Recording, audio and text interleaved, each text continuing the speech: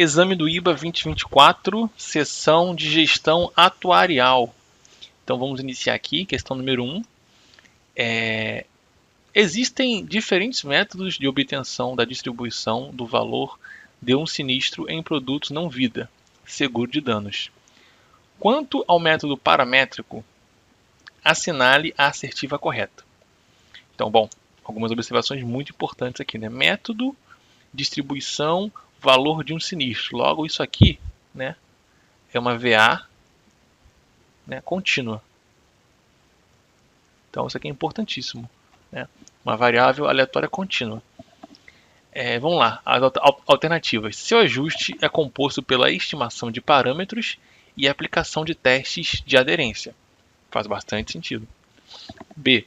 É comum o uso de distribuições binomial, Poisson e binomial negativa. Bom, não faz sentido, porque são distribuições discretas, né? E a gente aqui está lidando com uma variável contínua. Então, não faz sentido. Deve ser utilizado quando o número de dados é grande. Não necessariamente, tá? Eu posso ter um número de dados razoável, não precisa ser muito grande. Aplica a distribuição empírica, né? Bom, por que não aplica a distribuição empírica, né? A menos que fosse, por exemplo, uma função afim. Você imagina isso aqui, uma função afim, onde eu posso projetar, posso extrapolar aqui. Vamos supor que ela vai vir até aqui, né? Ela vem só até aqui, o último ponto dela aqui, eu consigo extrapolar. Se não for uma função afim, como que eu vou extrapolar? Então, não necessariamente aplica a distribuição empírica, tá bom? Então, vou riscar também essa daqui. Deve ser usado preferencialmente para descrever dados históricos. Bom, não faz sentido, né? Dados históricos é uma série temporal, tem os dados aqui variando, né? Então, não faz muito sentido essa alternativa, né? Então, vamos ficar com a letra A, onde eu posso, por exemplo, aqui, ó, estimação de parâmetros, né? Usar o método dos momentos, né? Momento é igual, aí tem a fórmula aqui daquele momento dentro da distribuição. Ao final eu posso testar, por exemplo, né? O que eu estou dizendo com isso aqui? Fiz lá a minha estimação, seja pelo método que for, encontrei essa distribuição aqui. E eu vou lá e tenho a minha distribuição aqui, que é alguma coisa assim, vamos botar. E eu faço meu teste de aderência para ver se estão aderentes ou não, né? E o meu teste vai dizer, dentro da minha tolerância lá que eu vou estimar, né? Esse meu teste aqui ele vai dizer, estimar não, que eu vou determinar, né, 5%, ele vai dizer se é aderente ou não. Então ficamos com a letra A, né? Seu ajuste é composto pela distribuição de parâmetros e aplicação de testes de aderência. Questão de número 2. Os carregamentos referentes aos produtos de vida e previdência não compensam a seguradora pelas despesas. Então, vamos primeiro pensar, né, no carregamento. Né? Eu tenho ali um prêmio puro, né? Vamos aqui chamar de PP, né? E eu vou inflar esse meu prêmio puro através aqui de um fator beta, ou posso também ter esse formato aqui, né? O fator alfa, né? Ou até mesmo 1 menos alfa, né? Então pode aparecer com essas caras assim, né? E ele vai ser inflado, né? Então, para quais dessas opções que eu tenho aqui, que a seguradora não vai ser compensada em suas despesas, né? Então vamos lá. Vou apagar aqui rapidinho. Bom, da angariação e emissão de apólices. Então, se você reparar, esses carregamentos eles costumam ser para despesas DA, né? Despesas administrativas. Então, tudo que rodar em torno das despesas administrativas tem um pouco a ver. Só que aqui ele fala não. Então, a gente está procurando o que não tem a ver, né? Então, isso aqui tem um pouco a ver com as despesas administrativas, né? Em que ocorre de cobrar os prêmios. Também tem muito a ver com DAA, com a manutenção dos registros de apólices e, com certeza, no trabalho administrativo, em que ocorre em pagar rendas, com certeza, né? Com a ocorrência de eventos biométricos. Bom, então, quando ocorre um evento biométrico, o que seria, né? Vida, né? Ou morte, um nascimento ou um falecimento. né? Quando isso aqui geralmente ocorre, não tem muito a ver com o carregamento em si, né? Eu vou ter a ver com a indenização. Então, a resposta correta seria essa daqui, né? Letra E, né? Com a ocorrência de eventos biométricos A, B, C, D e E. Beleza. Questão 3. Assinale a assertiva verdadeira referente a provisões técnicas, né? Letra A. São valores constituídos pelas empresas cujo o produto é a moeda. Bom, não faz muito sentido, né? Porque as provisões técnicas elas são constituídas, né? E não necessariamente existe um produto ali por trás ali, né? É uma reserva, né? De segurança, uma reserva técnica. Correspondem aos diversos compromissos financeiros futuros dessas empresas para com os seus clientes. Faz muito sentido essa questão aqui. Mas vamos, por enquanto, não marcar para ver se encontra uma melhor. São formadas pelo excesso de valores pagos pelas empresas em relação aos riscos assumidos pelos clientes. Bom, não faz muito sentido, né? Falar em excesso aqui, né? Empresa com fins lucrativos não costuma ter excesso, costuma ter lucro, né? Então não faz muito sentido. São compromissos que correspondem exclusivamente a valores já conhecidos.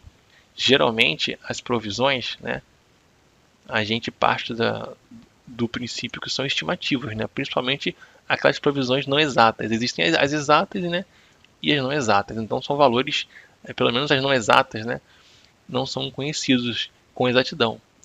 Por se tratar de recursos pertinentes a situações certas, exigem o cálculo atuarial. Não, são situações incertas, né? Trata-se de risco, né? Davi Campos vai dizer lá em Clássico do Resseguro que o risco, né, é o sinistro em estado de possibilidade. Então é uma coisa incerta, né? Então a gente tem que tratar isso aí com certa incerteza, né? Até um pleonasmo, mas é incerto. Então correspondem aos diversos compromissos financeiros futuros dessas empresas para com seus clientes, correto? Posso até dizer aqui, né, compromissos esses de situações incertas, né? Então, letra B, tá? Para poder definir melhor as provisões técnicas. Questão de número 4.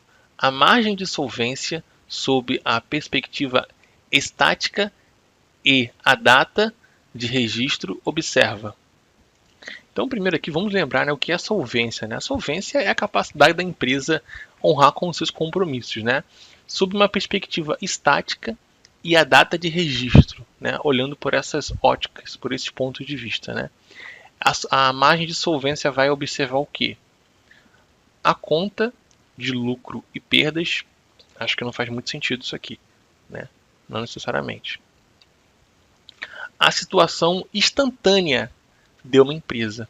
Bom, faz muito sentido, porque tu tem aqui a palavra, né? Olha só, instantânea e a palavra estática, né? Então, uma coisa está bem ligada à outra, então faz muito sentido.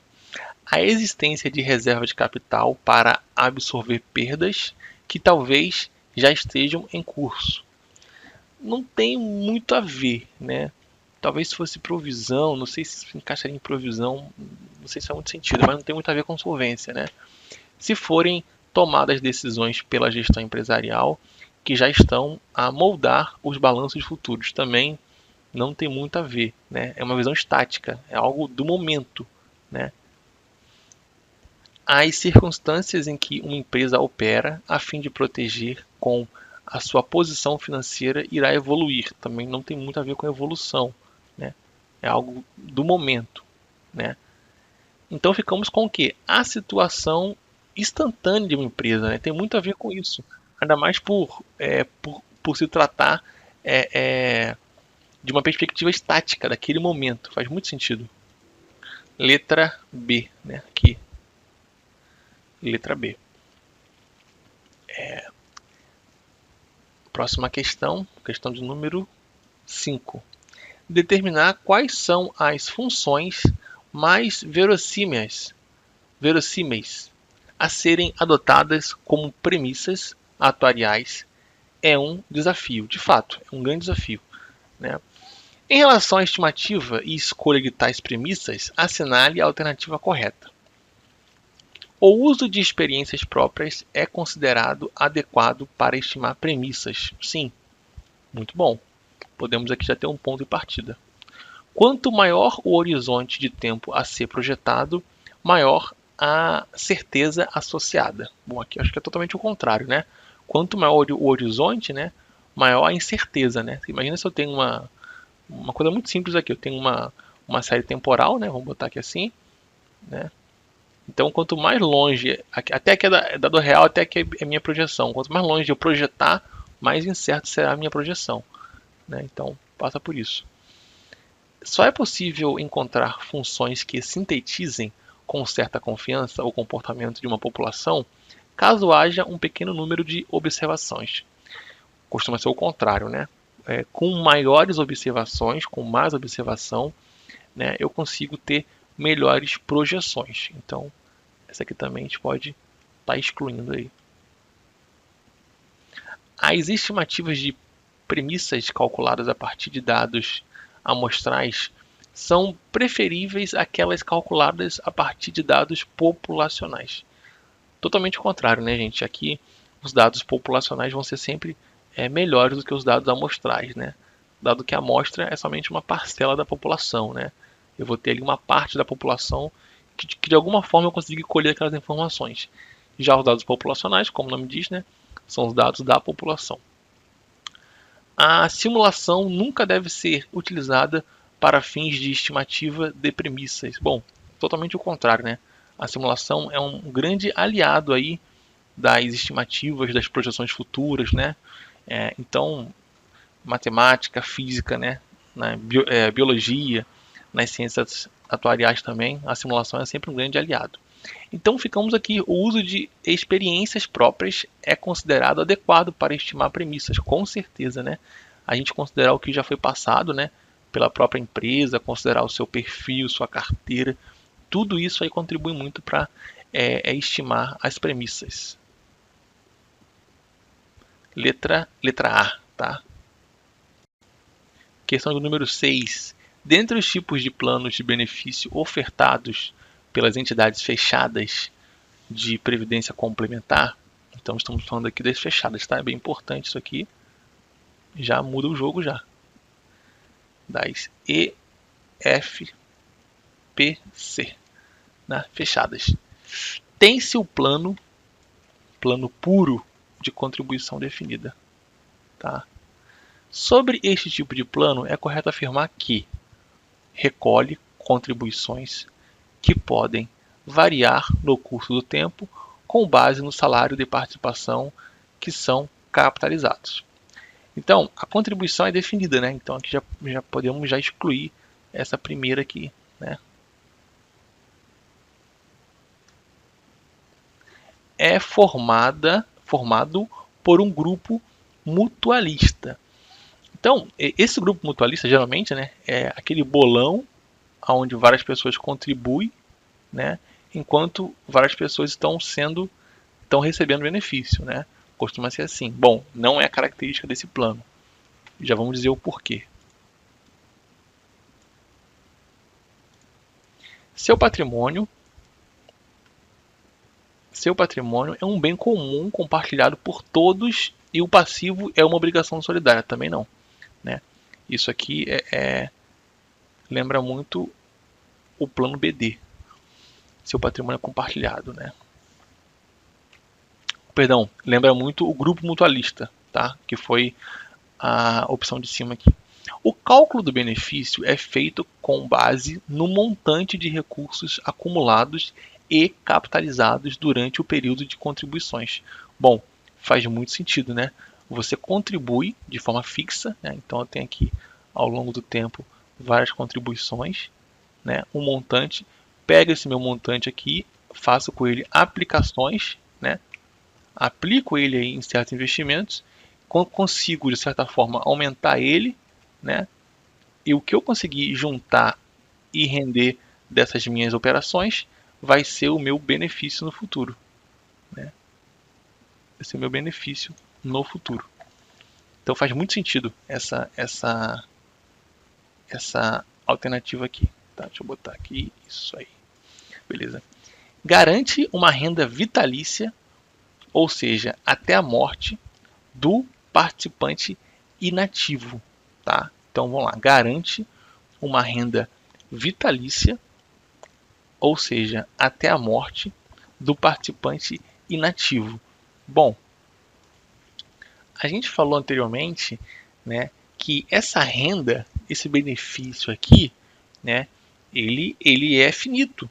É um recurso que você foi acumulando ele ao longo do tempo, né, e ele é finito. Logo, se ele é finito, essa renda aqui não é vitalícia. Porque, por exemplo, né, se eu calcular lá que eu quero ganhar que eu tenho que esse montante meu aqui, ele me dá condições de eu viver por 15 anos, né, ganhando aí X reais. Bom, se eu viver 20, eu vou ficar 5 anos sem receber renda. Logo, a renda não é vitalícia, né? Então ficamos aí com a letra D, né? Que é essa daqui, o cálculo do benefício é feito com base no montante de recursos acumulados e capitalizados durante o período de contribuições, tá bom? Letra D. Dentre os benefícios do resseguro para excedentes, podemos destacar 2 pontos. Bom, resseguro cedente. Quem são os cedentes, né? Cedentes são as seguradoras que cedem o risco, ou seja, transferem o risco para uma seguradora maior, chamadas de resseguradoras. Então, quais são esses benefícios, né?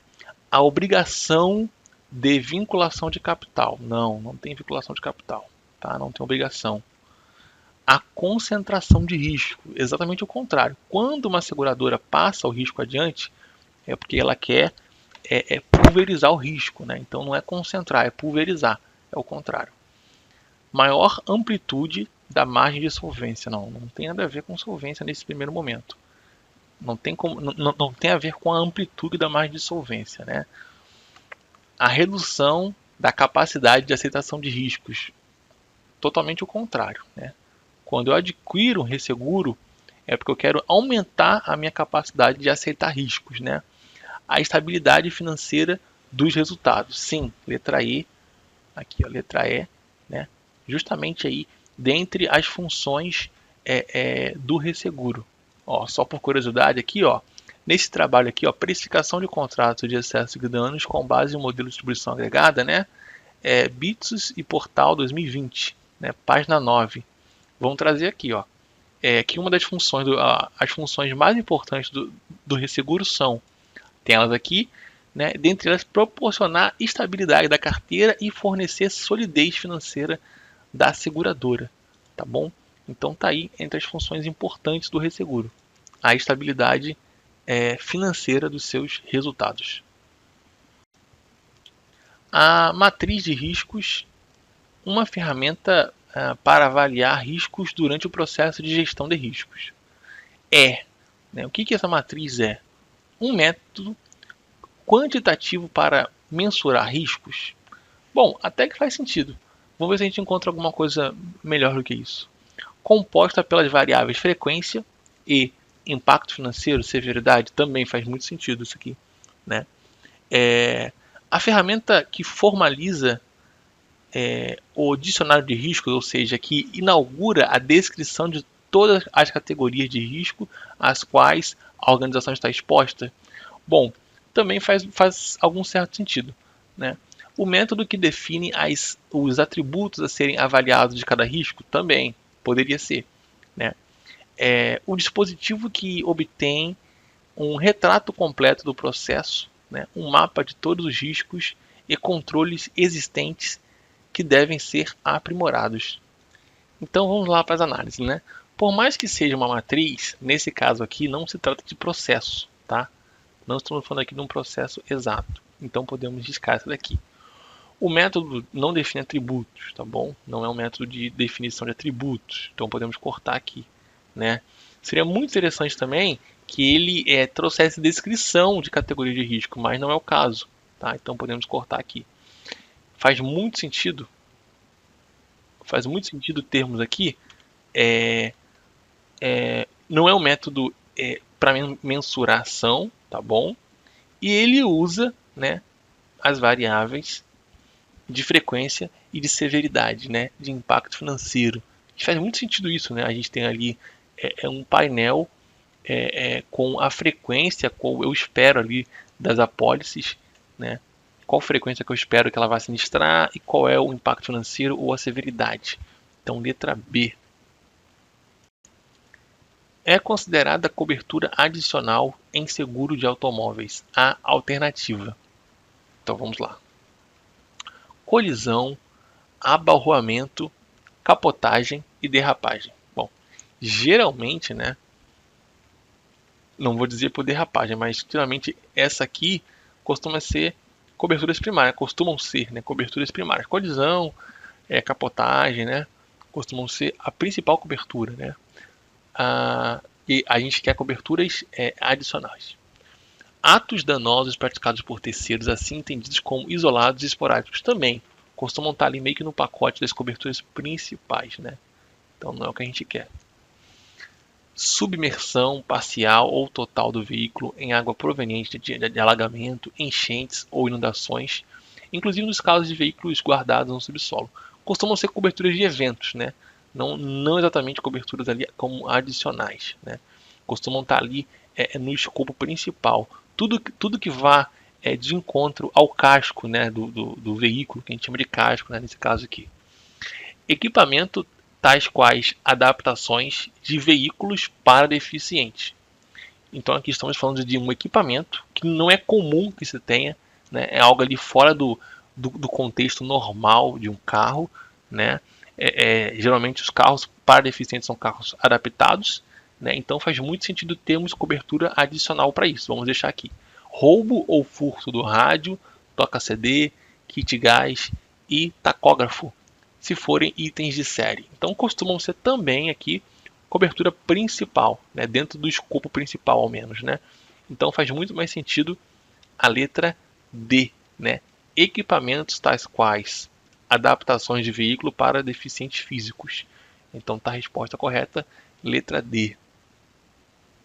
Então a última questão, assinale o produto que está fora do rol de benefícios ofertados pelas entidades abertas de previdência complementar. Então aqui, ó, mais uma observação importante. Ó, entidades abertas de previdência complementar. Então é uma outra classe, né, de entidades, né, entidades abertas de previdência complementar. Então é muito importante que a gente tenha esse pontapé inicial. Quais são os benefícios que estão fora, né, o que elas não oferecem, né? Então vamos analisar.